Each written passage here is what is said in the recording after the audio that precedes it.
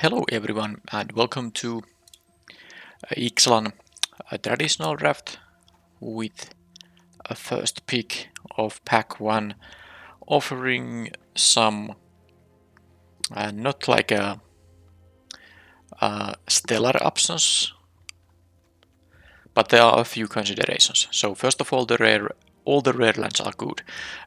They can be used for splashing, but it's better if you can just activate it for to have the creature around. And this is I would even say this is the best one of them. The activation is cheap. It's an evasive creature and it creates you a fantastic, map token. They are also always very good. Now that is still something that's mostly good in a blue and white deck. I don't think I'm gonna first pick that. This is a cave payoff.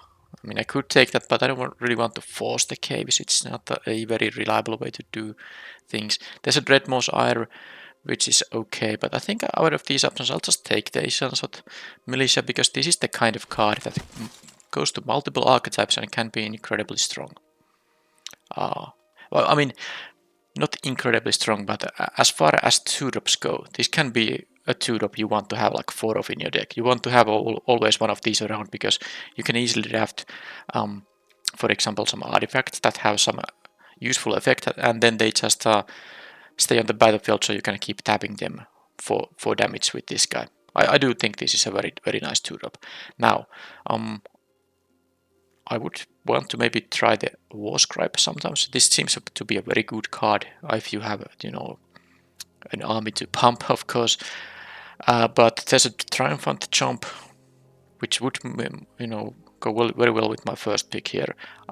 There's a very nice green option. The Poison Dart Frog is easily to pick over the Kin Collar if I were to take a green card, but of course the Jump is now the pick here, and the Plundering Pirate is also one of the good cards that go with the Militia. If you don't need the treasure for mana, you can just use it for one of the things you tap for this Sunshot Militia.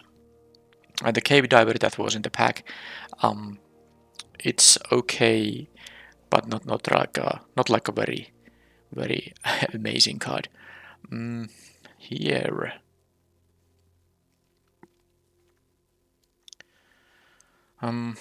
Okay. Well, I'm not taking a red card. I'm not taking a colorless card, so I'm gonna take another color now. And the options are pretty... I mean, you could go into several directions, but I think something like pathfinding Axejaw is fine. It's also nice with a jump. But then again, the Sunshot Militia is not very good with in the red-green archetypes. It's not really... I mean, I think it's like the worst one in the red-green archetypes. Grasping Shadows, Echo of Dusk. I think I'll still take the Axejaw. I don't have to, get amazing value out of the Militia. Axejaw and Jump are a really good combination. Well, easy pick. Upgrade, of course. I'm just, seeing that there's also a Dusk-Rose Reliquary. Another great card you can tap for the Militia. And the Zoyova is a very good 2-drop, of course, in a black and red deck. I think I might have even taken the Zoyova over the Dusk-Rose Reliquary if the upgrade wasn't here, but since it is, it's an easy pick here. Let's take that and move on. Okay, well, actually, green seems to be somewhat open. Not that the Huatli's Final Strike is such a high pick, but the Colossal Dactyl is, in my opinion at least. And the Veteran, well, it's not. That usually goes late. But there is still this pretty darn decent 4-drop in here. And I do have the Triumphant Jump. The Scallywag would be a consideration too if there wasn't like anything good green, but it's definitely gonna be this pick now that I have already taken the Axejaw. So let's try to have a red-green deck here. Do I have a full playset of those caverns? No. It's a shame kind of, because I think the Burning Sun Cavalry is the pick here for the deck.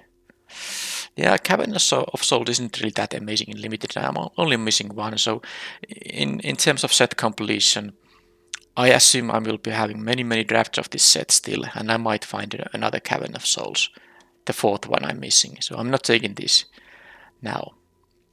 So I'll take the Burning Sun Cavalry, which is a fantastic 2-drop in the Dinosaur deck, which I aim to be here based on the picks. so far. Okay, there's a Akawali. But because I have all these red cards, I want to be playing most of them. Even the militia is still going to be playable in a red-green deck. It's just not at its best in there. Anyway, Axjo is the pick here, even though this is the best card in the pack. I could kind of explore the possibility to just move to green and black, but I've seen enough decent red cards go late that it seems like a mistake to pick this here. I'll take the Axjo. Now I do have 3 4-drops now. I definitely don't need more of them anymore. I will play some amazing 4-drops, but I will definitely I say definitely a lot somehow. I don't know why, but yeah, there's no need for any 4-drops unless it's like a bomb or something. All right, I think I'll still take the militia number 2. You could play the buried treasure though. I mean, it's actually quite okay to ramp into these 4s. Yeah, I have 1 militia, and I really don't. And this is actually a card I don't even like. I don't like the 7 mana land cyclers at all, unless I really care about the land cycling with some kind of a reanimating theme or heavily descent focused deck. But I'm not even considering the 7 mana Dino or the blue version, which is also 7 mana. The rest of them are 6 mana cards, and I think they are playable in their respective colors. At least more playable than the 7 mana ones. Alright, but let's pick a card here. I could take either the Monster Sword or the Burning Sun Cavalry.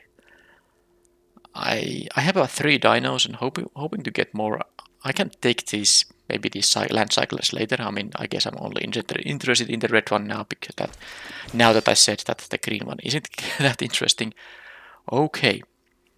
Well, this pack had 2 good green cards. This is one of them, but the better one was the frog. This still came back to me, and it's exactly what I want. Dino for the cavalries, for the triumphant jumps, and of course for the, this already has a decent likelihood to gain me some life when I happen to draw it. Disturbed Slumber, I think this is one of the cards I haven't played at all, and I don't think I'm going to be playing. I think this has better sideboard use than something like a Disturbed Slumber. This is so randomly gonna work because I mean it just doesn't do anything. That's a problem with that card. Capybara, alright. And Malamet Veteran, Promising Vein. I don't really like the 2 mana Evolving Buds. Sunbird Standard. I like it in Descent decks. I'll take the Veteran. It's not a dino. I really prefer to have dinos, but I'm very happy to have a staggering size. So as such a late card. I don't like the companion, but might as well, have it in here because it was the last pick there. Now, there are 2 very good options. You could take the Dreadmaw, just a colossal Dreadmaw that draws you cards potentially, and in this deck it seems like it could be doing that. That said, 2 mana Accelerants, the frog, usually because it's a common, they are very good in like pretty much in any deck. But this is so much more than that. It's a 2 mana 2/2, so it's a worthy sized creature. Adds mana of any color, and then of course the dinosaur thing. You can exile from your own graveyard dinosaurs. Of course, you can just exile stuff from the opponent's graveyard to hate their grave. But if you exile your own dinosaurs, I can cast them again. That's fantastic because I'm a dino deck. I'm expecting to get the Keen Color back. If I'm really lucky, the Dreadmaw can come back. But this was a very good pack one. I mean pack 2, pick 1. Alright. Like I said already, I don't care about the Axjos that much at this point. I think I would take the Altisor over the Axjo, although normally, their 4 mana card is slightly better, like in a early pick situation, you have maybe pick 2 dino cards and in a red-green archetype, and then you get the option between these 2. You would always take the Axjo, but in here, I think the 5-drop would be more interesting. That said, yeah, I don't, by the way, think the Explorer's Cache is the correct card to run in this deck. It can work nicely in some other decks. But the Etalis Favor is also worth considering. Getting trample on your things can be very nice. A couple of these trample already, although I don't expect to be playing the Veteran. I'm actually taking the Altisar now that I have, I have some. Oh, Jeez, look at the rare here in this pack. Alright, anyway, I'm just gonna finish what I was talking about this. I have multiple dino synergies here. I have the Kin Collar and of course 2 Burning Sun Cavalries. I have the Triumphant Jump and the Paleontologist, however you say that word. These are all cards that care about having dinos, so I think the Altisor was there like a slightly more interesting choice, especially because I think I'll just cut the Malamatch Veteran. I want my 5-drops to be dinos. Anyway, there's a 5-drop and dino, also one of the better rares in the set. Amazing bomb rare, just amazing. And if you are a dedicated dino deck, this even is better because you know your other creatures will have haste. I mean, at least many of them. So this was an amazing pass to me. Of course, I understand that my neighbors not picking it because they are not exactly red and green. Although this, I think, is a splashable card in both red and green. Even better to splash in red because red has so many ways to get treasures. It might be even an easier thing to splash in such decks. Anyway, Etali's Favor is now being the pick. No, mostly because there's not really much contention here. But this is also a nice card. Glimpse the Core. Okay. There's also the removal spell. But I think given that I have 3 4-drops which I all aim to play, 2 5-drops which I both aim to play, I think the mana accelerating thing is nice now. I will also prefer to find some caves because this has a secondary mode later in the game. I don't expect it to be used that often, but it's still a little bit of a bonus. But here I think it's better than the removal. I don't have a lot of removal here, jump and upgrade, but I think this is now what I want to have. It's a great thing to play at. Oh man. Let me finish what I'm saying before offering me these amazing rares. It's a great thing to play stuff like these on turn 3, and this Glimpse the Core enables that. Alright, so I would be very happy about the Sahelis Lattice. It's a very decent card in a dino deck. Get some card, not selection, but you can improve your card draws a little bit. But of course, I mean, I don't have to really say why I'm taking this great rare in any green deck, of course. And I even have some cards that care about having a dino, so really good stuff in there. Out of these options, I mean, even the Hotfoot might be. I really actually want to have another Kin Collar here, or like the 3-mana red pirate that creates a treasure token. That would be also fantastic. I need some 3-drops and I would prefer not to run the companion. Here I think I'll just take like a sideboard card. I guess I could play the In the Presence of Ages too. But I'm thinking about having these early defensive draws against the many decks that are very aggressive. Although many of them have a bunch of flyers, so against which this doesn't help. But there are still decks that play the 1-mana Goblin Pirate thing that gets plus. I mean, it's basically a 2/2 and haste if you have an artifact. Anyway, Burning Sun Cavalry is a pick now. This is the 2. I could have all my 2-drops being this thing, and I got this Kin Collar back. I didn't get the uncommon 6-drop, but I'm actually thinking that I have enough expensive cards that I maybe even prefer the Kin Collar. But I think I would have still taken the card drawing 6-drop if it was in this pack because it can just get so much value. I'm not playing any of these. Let's take a random uncommon. Sunfight Torch over the Militia. Yeah, I have enough twos, and I don't particularly care about the Militia. This is like a small creature removal. Could be useful. And how about here? Tectonic Hazard. Sideboard card. I don't mind having that. And I have already one Buried Treasure, and I don't think I'm going to play it. Maybe this has like a very tiny utility as a sideboard card. I don't think it's very likely. I don't need this kind of a 4-drop. It's not even a dino. And this is a very decent sideboard card. There are many decks that play artifacts you actually want to kill, and sometimes an enchantment too. And there's a forest as the last. Alright. Oh boy.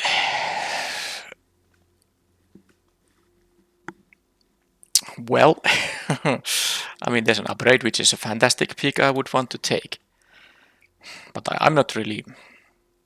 This is a 2-for-1. It is a 5-mana 5 damage as a sorcery speed effect. Now there's nothing amazing in that. You don't even play those always. But of course you will get the 5/5 vehicle with a very, doable crew cost of 2. So it's a clear 2 for 1. And I have some small creature removal already. I have the torch, the upgrade, and the jump. I don't think that I'm that in need of another upgrade. I will take the galleon, but also I have a lot of expensive cards now here. I really would prefer to, maybe stay away from the expensive cards, but if I'm getting past the expensive bombs, I will be taking them. Alright, upgrade here over the Glimpse the Core. That's a fairly easy pick.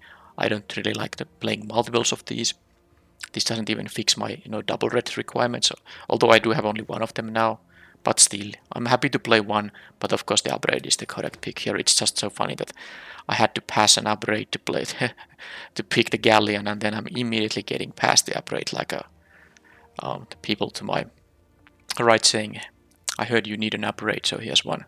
Alright, so Hidden Volcano versus Axejaw. I think because I already took a fourth 4-drop, which was of course the Hulking Raptor, I don't need a fifth 4-drop, especially because I do have 3 5-mana cards. I expect to be playing all of them. I play the Hidden Volcano here. It's like a kind of a free value, and also maybe the Glimpse the Core could get it back in a very, very long game. Or if this gets milled somehow, I don't know. I mean, I guess, yeah, well, there's not really a way to get it milled, I don't think. Okay. Monstrosaur, Italy's favor. Now I have one favor already. How many creatures? 16. Nursery. And the number of spells is 25. And I guess there's like easy cut is the companion and maybe the buried treasure. Any other easy cuts? I don't know. I have some 2-drops I don't care about too much. The militia and the capybaras. But neither of these really kind of compete with the 2-drop slots. Okay, I think I'll just take the nursery. I do think these are straight upgrades to your deck. Yeah, it can hurt that sometimes you have these enters tapped lands, but then again, sometimes you just don't have anything to do on your turn 6, and you have the 6 lands, including one of these, and then you get a free spell. That's great. Alright, Burning Sun Cavalry. This is my 4th one. Pretty sweet. I can definitely replace, some of the capybaras or the Sunshot Militia with the cavalry, because I don't need to play all those 2-drops I have there now. Alright, Mineshaft Spider. I know it is kind of like a sideboard card against flyers, but I'm not gonna play a 5th 4-drop here, even a post board. This doesn't basically nothing really to me, but I don't care about the boulder. I'll just take an uncommon. I'm not gonna play this card though. I mean, it is the one that can turn. I guess it can be sideboard card in a matchup where I can guarantee getting to. I can assume to be getting to 7 mana. A trick or another over the edge. I think there are matchups where I will be sideboarding multiple of these, so I'm gonna take this for my sideboard. I don't really need any of those medium quality playables. I don't need these 2-drop, so I'm taking the Malamet Scythe. Probably not main decking it, but it's something I have been sideboarding in some kind of matchups. Okay, more small creature removal, but I don't really have artifacts. So I'm not gonna be able to craft this, and I don't want to play a 3-mana shock. So I'm gonna take another staggering size over the blowgun. Okay, I got the Glimpse the Core back. There's also Diggside Conservator. This is a thing you can consider as a sideboard card. I mean, I don't think I'm gonna play double Glimpse here. I'm gonna just do this thing. And here is Malamet Veteran. Well, I'm not playing the other one here either, so I suppose I'll take this Ghost Stalker uncommon. Seismic Monstrosaur. Yep, let's have it. I could play it. I could play the Into Presence of Ages too in some matchups where I feel like that's a sideboard card. That I need some kind of card draw or something. I don't know, it doesn't throw you 2 spells, and I don't care about the milling part, so maybe it's not really gonna happen.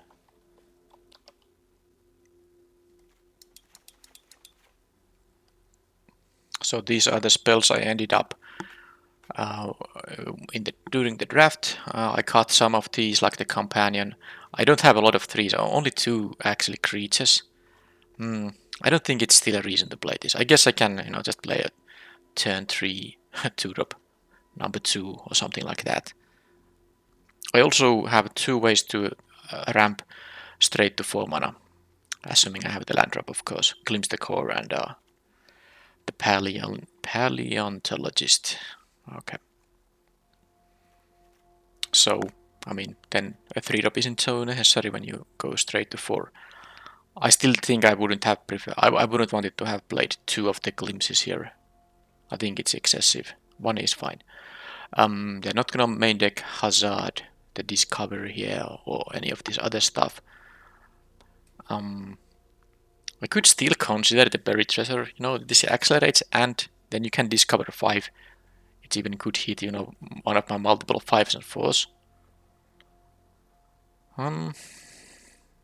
But, well, okay, let's put it there for now. I want to consider it by starting with looking at the creature curve here. And this is now 4 2-drops I want to have. No, 5, because of course I want to have this. And then the ones I'm not that interested in are the Militia and the Capybaras. I think the Capybaras are even a better one in this deck because I don't really have things to tap. Most of the things I have on the battlefield are relevant creatures I want them to participate in combat, either blocking or attacking. So tapping them on my own turn is not really high on my list. So I'm going to cut that.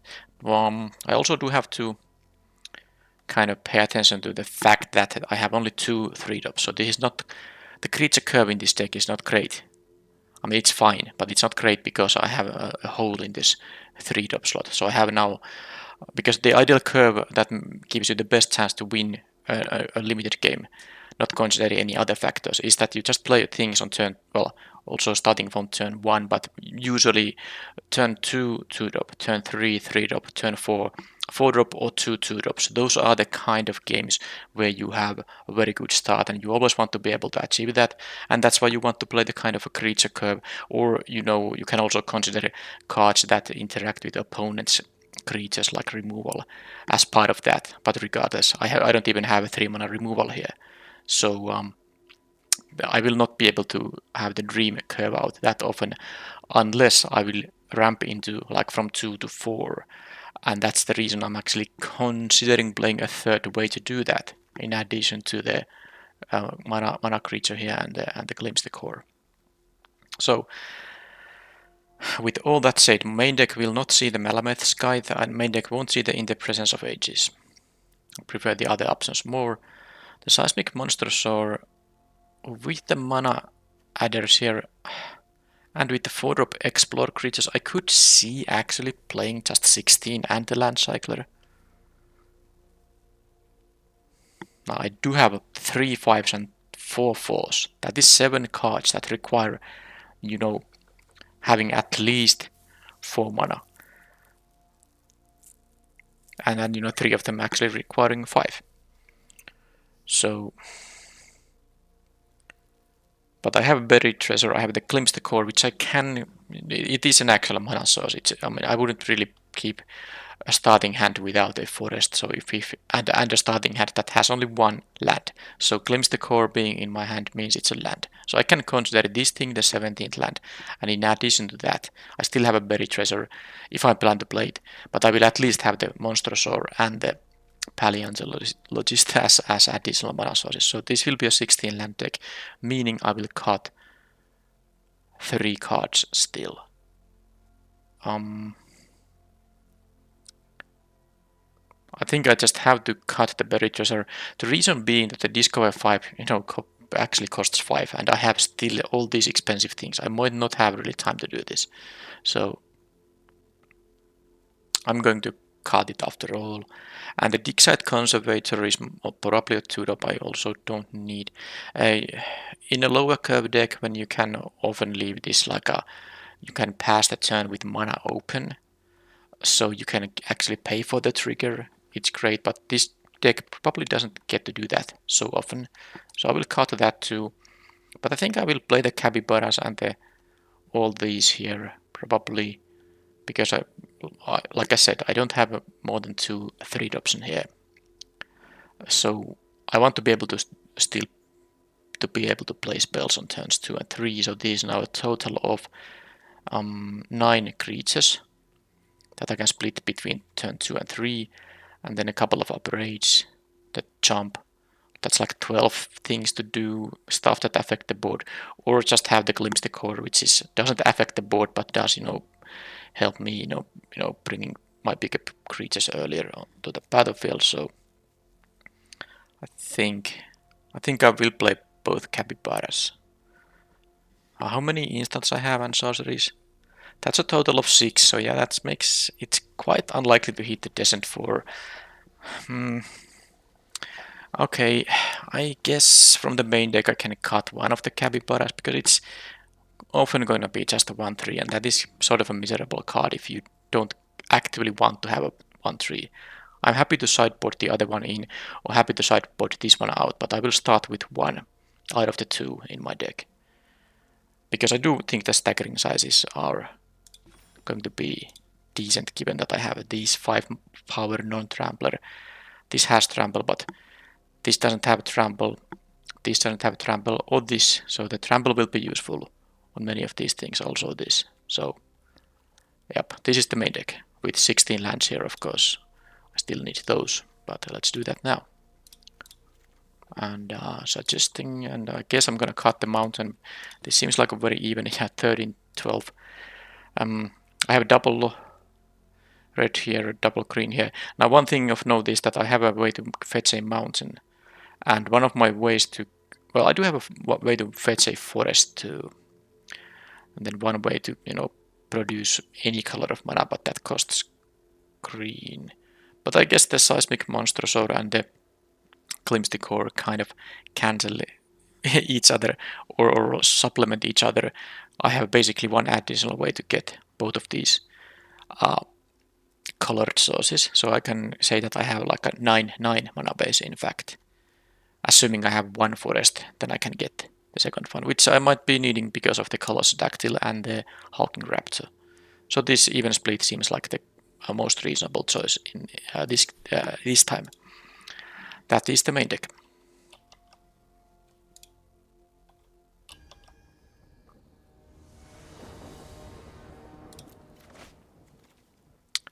Well, I have only one red card, but it doesn't need to be played early, and I have a way to get a turn 3 axe, so which it will explore, and then this will explore too. So I assume to hit the red mana by just drawing it naturally or helping it with the explore. But even if these guys didn't have explore, it's just very good to be on the play, which I am, and play a turn 3 4-drop because the opponent just played their 2-drop. And I will get to play one of my 4-drops. So that is going to be valuable already. So you are never gonna mulligan this hand. That's just that would be a bad decision.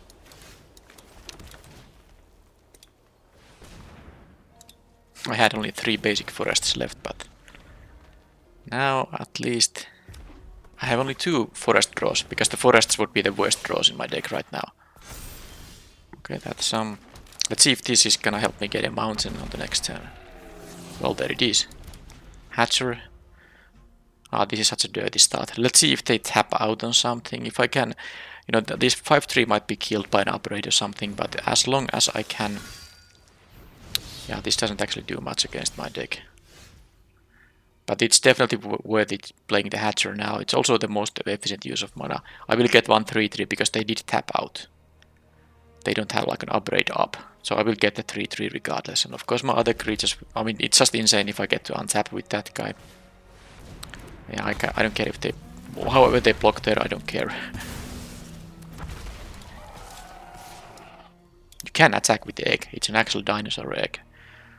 So this 3/1 trades with the axe, so which actually netted me a card. It gave me the mountain, that was a decent trade. And now they need to kill the... Okay, upgrade on the Hatcher or something else if there is anything else. If they don't get it, I mean, these things will have haste. Don't forget that this gives your other dinos haste. They have a 4/5 there, so it's actually... let's see. I mean, I don't know how this is gonna explore. I think I'm gonna just play the Raptor here and... because they loaded this thing up with the counter. This like is nothing, 1/2 doesn't matter here. So what I'm gonna do here, I'm just playing the Raptor and I don't even need mana anymore. And I still have, upgrade up. So I can pass with upgrade up. Oh, what I can also do is... it doesn't actually matter. I can destroy the deconstruction hammer, but this being a 3/4 is still gonna I mean, it doesn't actually matter in any way, so that's irrelevant. Anyway, it's time to play this. This will have haste, and I will make this into a 3-3. Now I could attack with everything and then finish this off with upgrade. That is also an option, because that would mean my both of my 5 power dinos would survive. And then I just hope they don't have the white rat effect, which is in the format. Otherwise I can't attack with the 3-3s. Yeah. I'm willing to do that, because you know this gave me these 3-3s. These are totally free, so if they block one of the 3-3s, you know, that's just I didn't even lose a card there. So blowing up the enchant, the equipment doesn't do anything. This will be a 3-4, and still eat this. I would still need to use the upgrade, so of course I will make it so that I'll finish off this guy. What a perfect draw for me. Insane. And now I have a hasty axe, so which is getting, I get 2 mana to cast it. So if I draw another spell, yeah, that's not really gonna help you. I just win with the hasty guy. It doesn't matter what the explorer does. They will get dealt at least 12 damage, even if they block a 5 power creature here. So, and the jump, just in case I need to kill this thing, I have a jump, but of course I won't be showing it. Well, that was of course the hatcher, but it was also me being on the play with the glimpse core with the turn 3 axe, so yeah, that was crazy. Now it's okay, I thought it was white red, but they're actually having a blue splash, or I don't know, I saw only white cards.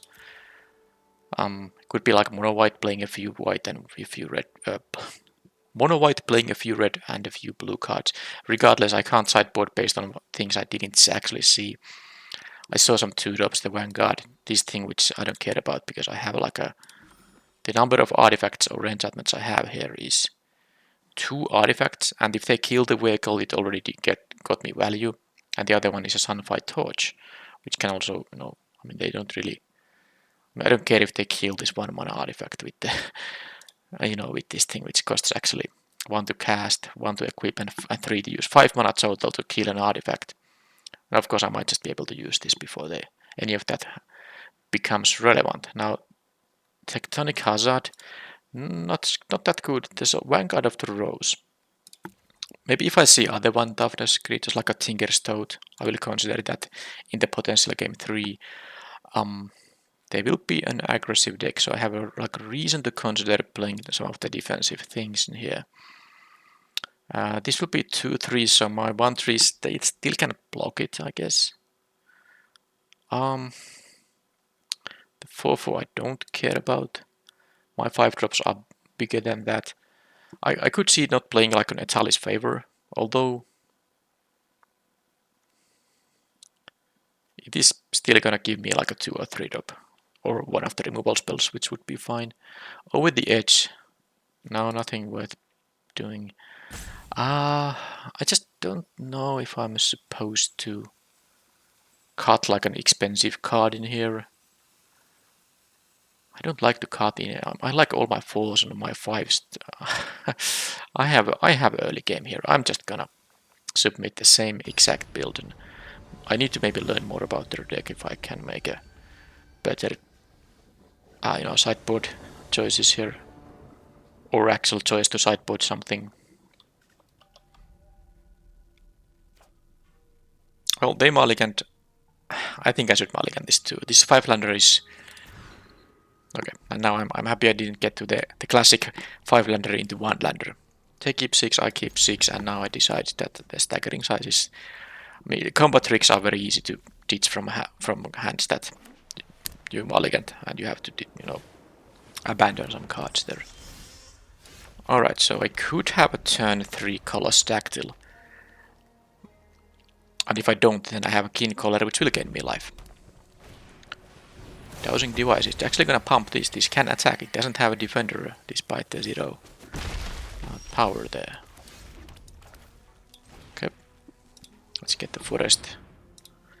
And I guess if I draw a spell and it happens to be a very expensive one, it's a bad draw. If I draw a cheap spell or a land, all those will be fine. Okay, they can attack with the BO3 again. Okay, So this is now turn 3, 4, 5, reach trample. But the opponent also got some, at least with the standard, they definitely got all the colors, but they even got the basic lands there. That's a good one, but I have some, like I can actually upgrade away the, if they get to craft it at some point. They got the dosing device now, it was the 4th artifact, but this is not the, there are some cards that are really annoying if they flip into caves, but this is like okay, but not too crazy. It's so expensive to use mostly. Alright, now they did get the flyer there, but I can just upgrade it in response. Because I did draw the land, which means I can just play this thing in pre-combat just in case I want to gain my life here. And of course I will attack, and now if they try to give the Guidewing like a huge boost, they might block here by the way just to draw a card. That would make sense, but of course I need to get rid of this gnome anyway. At least I can trample 1 to offset the 1 life gain here.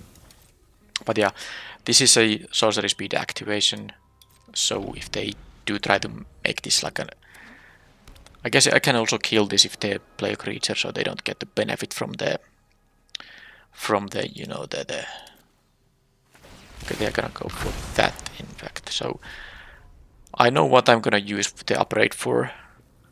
So do I want to kill this? Just because it can be a little annoying with this. Yeah, I'm gonna do this before they get the tokens that they can use for explore target here. But now I can just yeah, the capybara won't be a big creature that often. Now I can really have a nice blowout here if they double block the 3/3 here. I don't think they're gonna risk that. Yeah, okay. Because now of course I will use this to destroy an artifact here.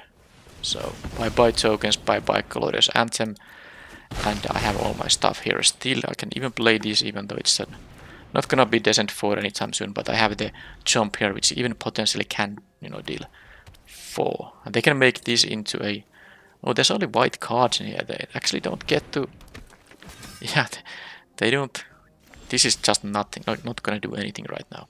Okay, not gonna jump that.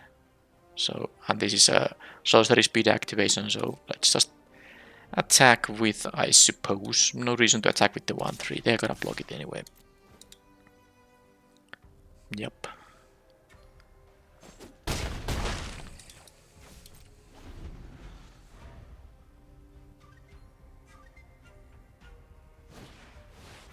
Now that is a really good card.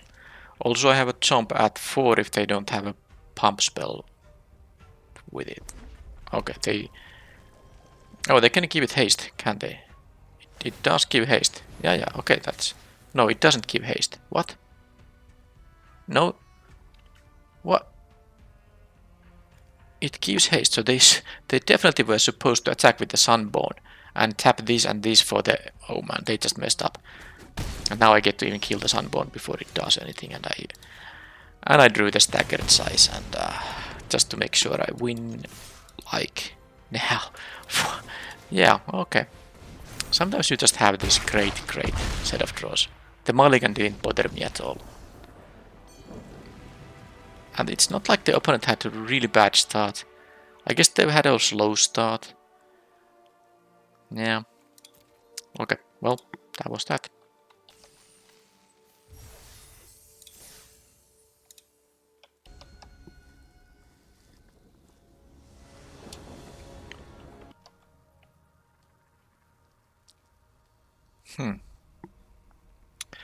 I would say a pretty darn good draw. The opponent is on the play, but did mulligan.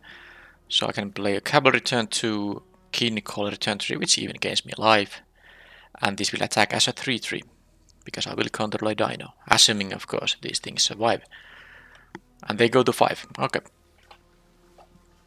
The Capybara definitely the weakest card in the deck. If this just was, well, of course, if it would be like the 5th Burning Sun Cavalry, that would be nice. But what? Oh, if this was like the frog, you know, the green frog instead of the Capybara, yeah, that would be sweet. But I guess my deck is good enough. I don't need to upgrade the least powerful or the least, you know, the worst card in the deck. I don't need to upgrade that to you know, I don't really need that power boost. I got the hatcher, but of course I might never draw the land for it. Well, now I'm more likely to do that because I only need one land drop before I'm dead, and the opponent mulliganed to 5, so I assume I will. Now they had to even keep. I play this pre-combat because this otherwise don't get the boost. I will show this, not the hatcher.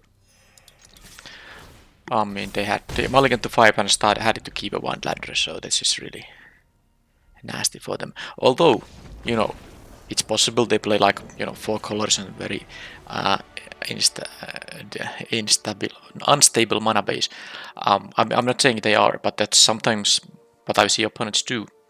And then, of course, that would explain the excessive mulliganing, because you have to find a playable starting hand, which will be difficult if you have plenty of colors, but I guess we will see in the next game. Now, all I saw was a Soul Cleaver, which can be annoying at times, so maybe the one over the edge is... Okay, I'm actually going to do it. Capybara goes away. I will play the over the edge, just in case I'm annoyed by that thing. And I'll have it here. This always has the, you know, the failsafe of double explore. It's not worth a card, but I mean, if the other option is to just have this card stranded in your hand, it's worth doing.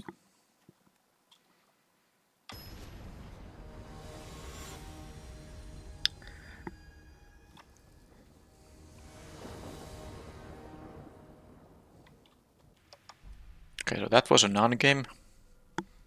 Could have another turn 3 great 4-drop. Well, keep this, of course. I have only 2, you know, mana, but I have 3 castable spells already, and the potential of this hand is pretty huge. If the paleontologist survives, this can just be quickly over. Cash, okay. They're gonna make this into a 2-2. If the cash is really annoying, I can, you know, I can kill it with upgrade, but I don't think it's really gonna be there yet. So let's see if they're more... Oh no, they might have it just a green-white. Just a green-white deck, and they just got bad starting hands in the 7 and 6 card options. Now if they kill it, they do... I mean, I could see having some trouble in this game because I drew all my 5s. Not all, actually. I have 3 5s total, so there's 1 missing. Well, it's the golden rare. Now, if I never draw any more lands, and I hit my rest of my 4-drops, but I mean, I will play this, and they might use the cash for an attack. Of course, I will block a 2-2 Seeker of Sunlight. Okay, the Explore activation and the cash activation are all sorcery, so let's see if they have a combat trick. I don't mind if they just trade up. I don't mind, they get back the counter which they used for it. Okay, they can make that into a 4-4. Okay, this is pretty good now. I wonder why they did not put a counter there. But I'm gonna not play the cavalry here. I'm going to use my upgrade here. I guess they might play a land, but I mean, I don't care if they use 5 mana to make a colorless token. What I really want to do is respond with an upgrade. Now I do understand they might have a pump spell, but this is still worth trying to do. I at least make them use their pump spell. It wasn't a pump spell, okay, so they actually now don't lose, you know, the... Yeah, I mean, maybe I wasn't supposed to do that, because... Oh, I do have an upgrade to deal with this thing too. I kind of forgot that it has the relevant mode, even though I did use the relevant mode there. Yeah, if you kill the target in response, this thing doesn't lose the counter, because no counter will be moved when the target isn't there. So it was actually kind of maybe useless to wait there, but it's fine. Here what I'm going to do, of course I drew the 5th land just to not have any trouble here. I think... I mean, there are good options here. If I play the Raptor now and they can't kill it, it has also Ward 2. And they would have to kill it a bit like with a Final Strike, which they could still have with the land drop. Yeah, you know, Petrify won't work. I will have 7 mana on the next turn. That would allow me to play 2 things. Yeah, but that would be 3 red, 4 green. That means I'm gonna take a hit from this thing. I also don't really necessarily want to kill this with the Galleon. I want to kill it with the... I want to kill the 3-3 maybe with the Galleon. And more mana efficient play would have been to play the Altisor, but that would have not be actually true because this is the mana efficient play because I will get free mana on the next turn. So I can play two things from my hand, regardless of what I draw. So they have down to one card. Do they equip the Terran's Soul Cleaver? And I think they should give it to the pup, yes. Because now if I kill the Envoy of Okinek, how? This will become a 5-3.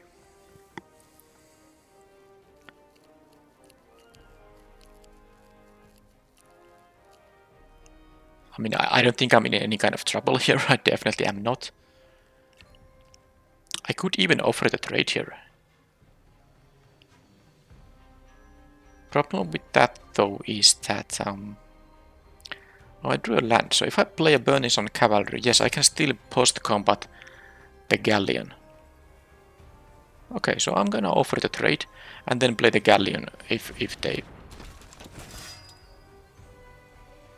I don't have to do it, I could just play the Altisar, but I like this idea. I am gonna offer the trade here. This will make this in the 5-3, you know, when this triggers. Oh, it will be not 5-3, it will be actually 6-4, but I still get my treasure token from here when I use it, if they block.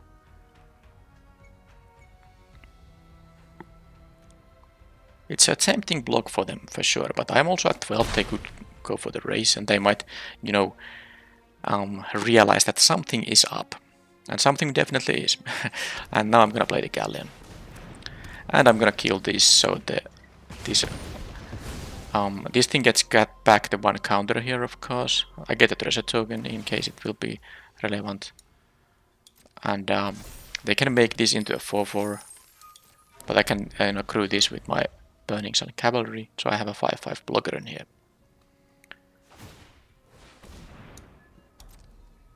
Now I won't be sacking the artifact, because this would get a counter from the Soul Cleaver.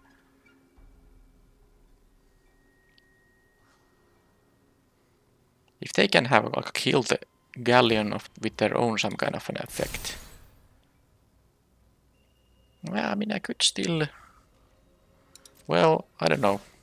Of course, I assume they have, by the way, Vigilance with the Soul Cleaver too.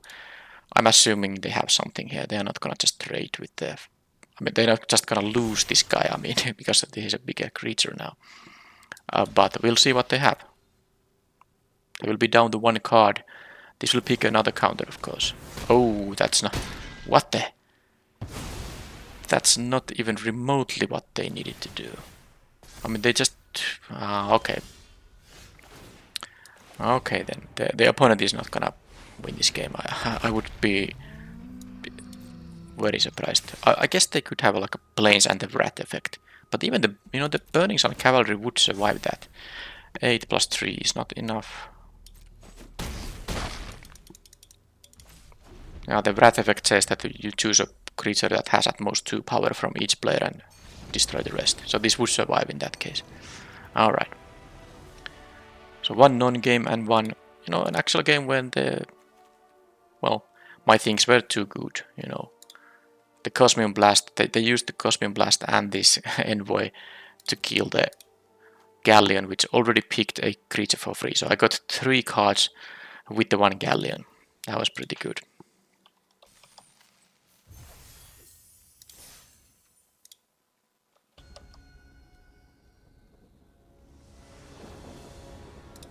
On the play, this time with the mulligan.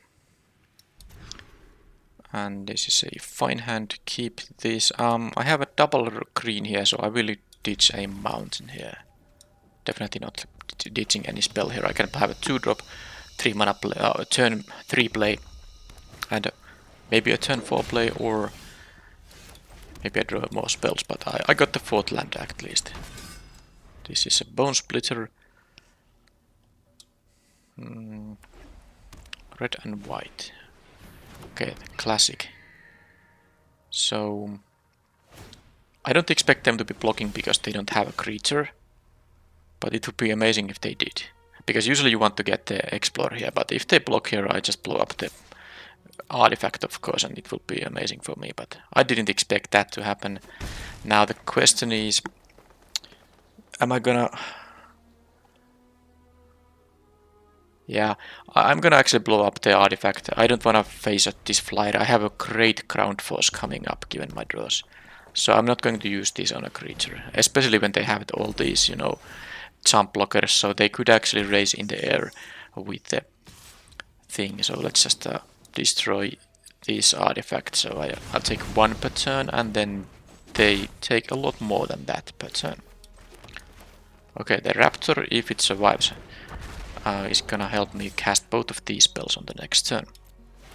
Now they could have a land drop and upgrade to kill this, but that's like a... well, they did have a land drop. They don't have an upgrade. Okay. So I have to use the mana before the combat, of course, but this is fine. Do some exploring here. That's not what I want to draw. And then attacking with everything. I don't care if they block the 5/3. I would actively want them to block with the guard because I don't want to get raised in the air. They don't have to know about the second cavalry, and I have these hidden volcanoes. You know, next turn if I draw an actual normal land, I will get to crack these caves. I do think they're valuable addition to decks. But yeah, I don't care how they block. This is fine. And I'm happily trading with the guard here. I have more, you know, big things. These are both 3/3s, unless the axe choke is gonna go away here. Could be the rumbling rock slide, or what's the 4-mana sorcery that kills the axe jaw here. That doesn't do much against me. The Tinker's Toad gives them, you know, nice, you know, what is the word? Jump blocks, yeah.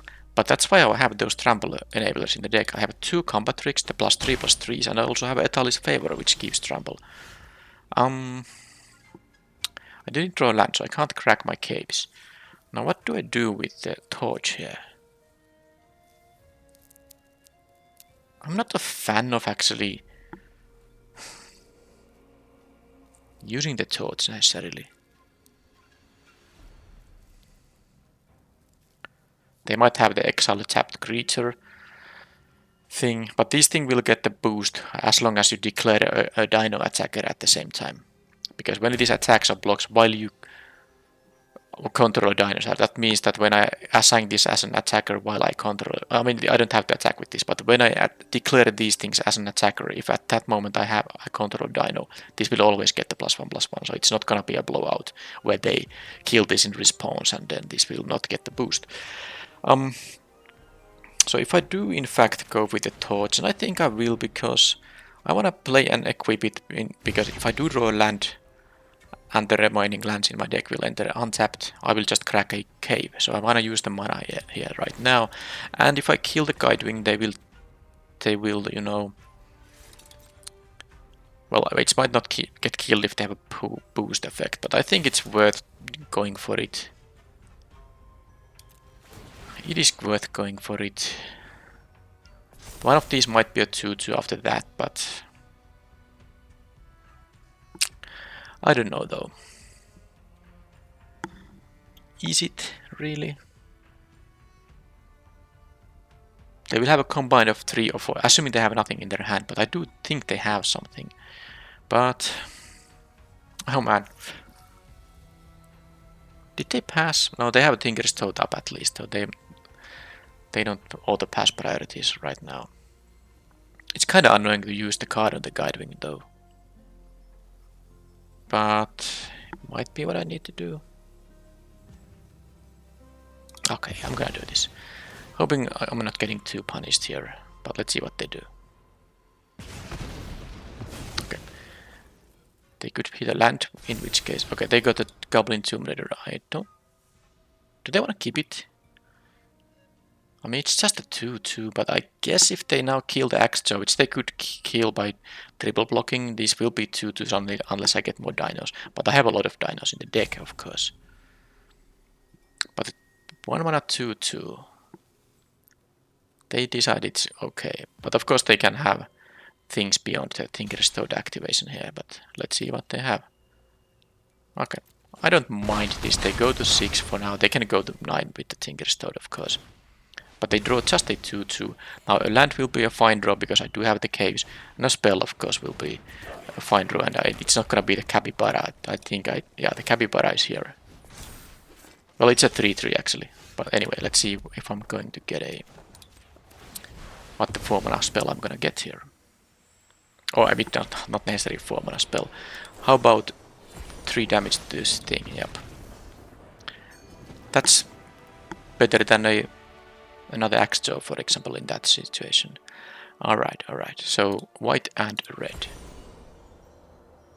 The toads make really my staggering size and the Thalis favor useful cards in here. Now, how about the over the edge? I don't think I saw like... I'm not gonna use the over the edge just to get rid of the flail, I don't think I am. And I do want to have another capybara as a defensive play here. The question is, do I want to have more defensive plays? And the answer is, I just like these cards too much. Even the old Thesaurus, I like it because it has reach. I wouldn't, in this matchup, be particularly interested in a 5-mana 4/5 that taps to deal 2 damage to the player.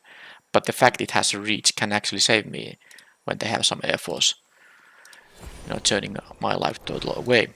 So again, Tectonic Hazard. Oh, Tectonic Hazard. Now I've even mentioned Tinker's Toad. So they have this thing, of course. They have Tinker's Toad, and they have the Cloud Guard.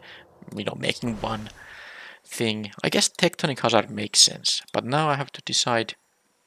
I don't really want to lose the Etalis favor because the come on, the Trampler can matter. Altisar. If I cut the Seismic Monsters, because I don't think it's valuable in the sense that I would have a 6/5. Not in this matchup. The game can often be over, or almost over, before I get to cast this thing. So this would be just to fetch a land. But then again, this is kind of like my land drop here. But I think this still is the cut. I do have the Glimpse the Core and the mana creature here to function as more mana here, and yeah, I think that's the cut. I like the 5s and 4s still.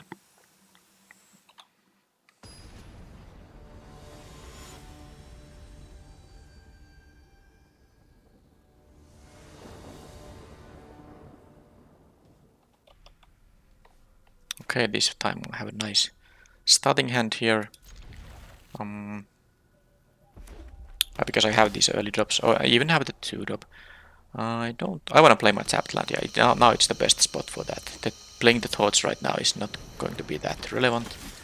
Okay, I hit the land. So this is kinda like perfect stuff here.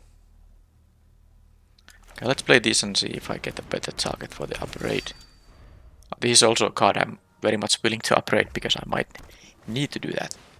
But scratch that, I'm gonna upgrade the Raptor. And that's I'm gonna do on my own turn for many reasons. First of all, I just don't want them to have a response to that. That saves it, but of course, more importantly, I don't want to take 4 damage. Oh, I played the wrong land. I was supposed to play the mountain. But then again, it's not that clear. Yeah, it's less mana efficient, but it's also maybe better to not have them know about it. They might have a haster here, artifact and the goblin, but I still want it to do damage. I have the, looking at my hand here, I actually have a way to maybe really win the race here. But yeah, them not knowing about the Sunfire Torch means that, for example, they maybe would have done some other play than the Cloud Guard. That said, I'm still not gonna play the Torch and attack because of course I'll do this Colossus Dactyl. And attack for 3. A little bit risky because they can easily remove this. They can have a Petrify, they can have a land, and okay, there are common ways to remove this thing. But of course, if they don't have it, this attack is really good. And even if they do, I go to 12 and I have, especially if the Hatcher could be played. Now, yeah, I do need a 5th land because I have both of these 5-drops here, which are, useless if I don't have the 5th land.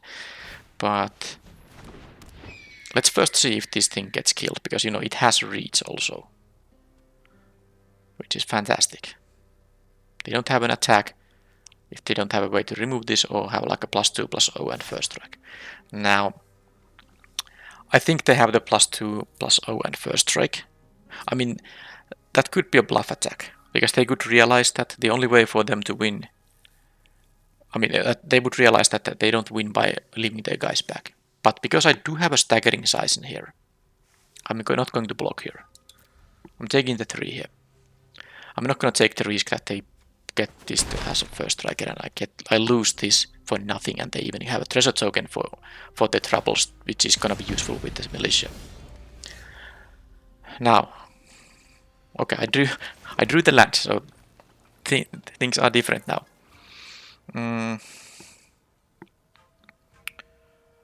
Because I was considering that if I don't draw the land, it doesn't matter what spell I draw. I could just do the torch and equip an attack and hit the guard with the torch, and then have a staggering size still up for the Colossus Dactyl. Now things are of course very different now, because I can just play the Galleon and try to kill the Cloud Guard, get the treasure token, because this, makes me get a treasure token if I deal excess non-combat damage to a creature. Okay. Well, I'm not going to attack with the Colossus Dactyl regardless, even if I manage to kill this. So I'm going to leave this home regardless, which means I don't need to play anything pre-combat. Let's see how they're going to deal with this situation.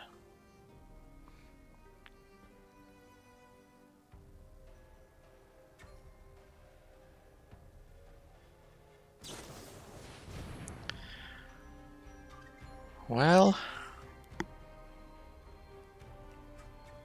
I mean, I could staggering size, but that doesn't leave me a very good, use of for the rest of my mana. So I'm gonna just play the Galleon. I guess it's possible they had the upgrade. They attacked with this because of the upgrade. They were willing to take the 2-for-1, but I mean that's better for me. But regardless, the Cloud Guard goes away. I don't think the militia is gonna be, fast enough in dealing damage that it's better to deal with the flyer, just in case they get rid of the Colossus Dactyl. And also, I actually want to start attacking with this guy. It is a 4/5 Trampler, so it will be quite nice to attack with it too. Now if they have a +2/+0 and first strike, of course it's not gonna be enough with these 1-power creatures.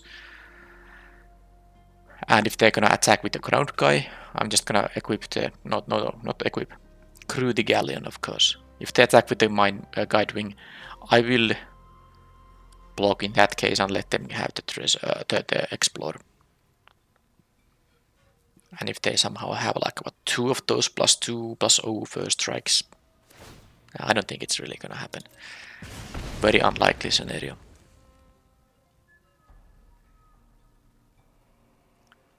So now the opponent is in a world of hurt, because I'm gonna play a Palanis Hatcher here. And I'm going to be able to use the Hatcher itself to crew the Galleon. And I won't be playing the Torch. I have a treasure token here, which means I have the staggering size mana up. So now I'm of course going for the race. They are dealing 3 damage a turn. I don't think they have any big haster that can really mess things up. And I even have an 0-1 to block with.